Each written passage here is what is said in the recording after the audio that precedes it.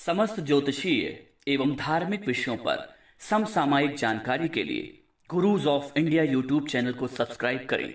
नीचे दिए गए बेल आइकन को दबाएं और अपलोड होने वाले हर वीडियोस के तुरंत नोटिफिकेशन पाएं। द्वारिका को डूबने का कारण यही था कि भगवान श्री कृष्ण अब परम धाम को जाना चाह रहे थे।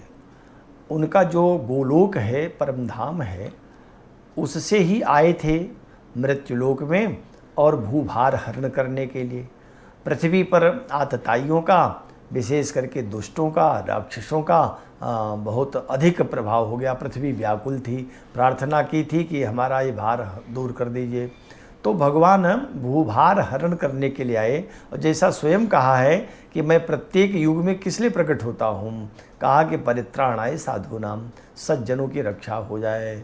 और सज्जनों की रक्षा के साथ गायों की रक्षा हो, ब्राह्मणों की रक्षा हो, विद्वानों की हो। तो नमो ब्राह्मण्य देवाय गो ब्राह्मण हिताय च जगद्धिताय कृष्णाय गोविंदाय नमो नमः। गायों की जैसी सेवा भगवान श्री कृष्ण ने किया, ऐसी सेवा अन्य किसी अवतार में सुनने को नहीं मिलेगी। तो भगवान ने एक प्रकार से गोचारण किया, और गोचारण करने के बाद संपूर्ण लीला करके जब स्थापित कर दिया, इस धराधाम पर सज्जनों को स्थापित कर दिया और अधर्म की हानि हो गई। अब जाने की तैयारी आ गई परम धाम को।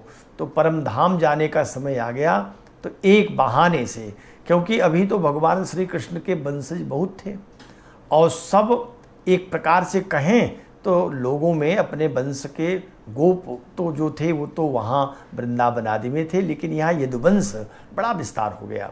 भगवान को 16,108 रानियाँ थी, तो 16,000 को 10-10 पुत्र हैं, और उसमें सबको पौत्र हो गए और उनको भी।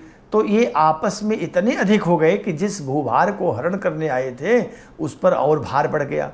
और ये लोग अगर रह गए तो इतने मनमानी होंगे, सब में अहम आ चुका है। तो भगवान ने एक और खेल किया, वो दुर्वासा से श्राप दिलवा दिया। श्राप जो हुआ कि अब इससे यदुवंश का विनाश होगा। तो यदुवंश के विनाश की बेला आ गई, और सब आपस में उसी मूसल से, जिसको छल से लोग ढक करके, सांब जो जाम्बवती के पुत्र थे कृष्ण से, उनके पेट में एक मूसल बांध दिया और ऊपर से उसको ढक दिया। इनको स्त्री का रूप बना दिया, साड़ी आदि पहना दिया, और लेकर गए। और ऋषि लोग वहाँ रुके हुए थे। कहा कि देखिए ये हमारी पत्नी है और इसको बच्चा होने वाला है, आप लोग तो ऋषि मुनि हैं, बताइए कि क्या होगा इसको। देखिए ये जो थे यदुवंश के लोग, इनमें अहंकार आ गया था, दंभ था, और वह दंभ की परीक्षा भी लेने लगा साधु संतों का। संत कोई परीक्षा के लिए तो होते नहीं, तो साधु संतों ऋषियों की परीक्षा के लिए उसने, और ऋषि तो जान ही रहे थे कि तो मूसल है। तो और सब तो चुप लगा गए कि देखिए भगवान के ये वंश हैं, हम तो दर्शन करने आए थे, कहाँ ये लोग इस प्रकार का छल कर रहे हैं। तब उसमें दुर्वासा ने क्रोध करके कहा कि इसमें तो और कुछ नहीं, ये मूसल है, और ये जब पैदा होगा यही मूसल तुम्हारे पूरे वंश का विनाश, यदुवंश का विनाश कर देगा।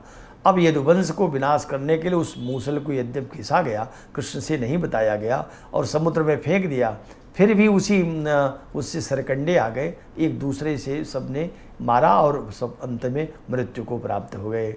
अब जब सब संहार हो गया, कृष्ण भी अपने लोक को चले गए, बलराम जी भी जल समाधि लेकर चले गए, तब अब 2-3 उस वृष्ण वंश में केवल उद्धव जी बचे। अब उद्धव बचे, सात्यकी भी बचे थे। तो ये लोग अपने तीर्थ स्थान में चले गए तप करने के लिए। भगवान श्री कृष्ण बद्रिकाश्रम गए। अब द्वारिका की रक्षा कौन करेगा? तो भगवान ने अपनी माया से समुद्र को विस्तार करा करके, बढ़ा करके द्वारिकापुरी को समुद्र में डुबा दिया। यही कारण था डूबने का, जो समुद्र में द्वारिका डूब गई, ये कारण था, भगवान की लीला थी, और वैसे कर दिया। समस्त ज्योतिषीय एवं धार्मिक विषयों पर समसामयिक जानकारी के लिए gurus of India YouTube channel को सब्सक्राइब करें। नीचे दिए गए बेल आइकन को दबाएं और अपलोड होने वाले हर वीडियोस के तुरंत नोटिफिकेशन पाएं।